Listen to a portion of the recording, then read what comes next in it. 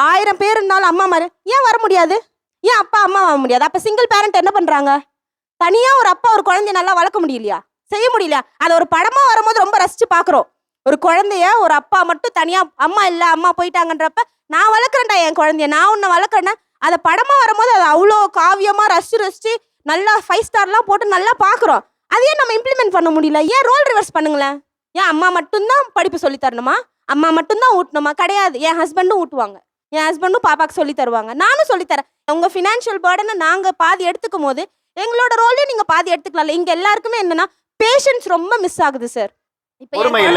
ஆமா, என் குழந்தை வந்து ஏதாவது கேட்கும் போது ஒரு தடவை அவங்க சொன்ன மாதிரி தான் 4 தடவை 4 அதை பொறுமையா சொல்லும். அங்க ஒரு தடவை சொல்லும் போது பண்றியா, முடிக்கிறியா, செய்யறியா, அவ்வளவுதான்.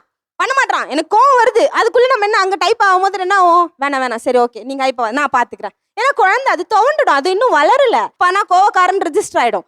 அம்மானா எப்பவுமே பாஸ். அந்த ரெஜிஸ்ட்ரேஷன் நீங்க தராதீங்க, நீங்க பண்ணாதீங்க. அதை நீங்களும் வளர்க்க முடியும், நீங்களும் ஊட்ட முடியும், நீங்களும் குழந்தைக்கு டைப்பர் மாத்த முடியும், நீங்களும் குழந்தைக்கு ஆய் கழுவ முடியும்.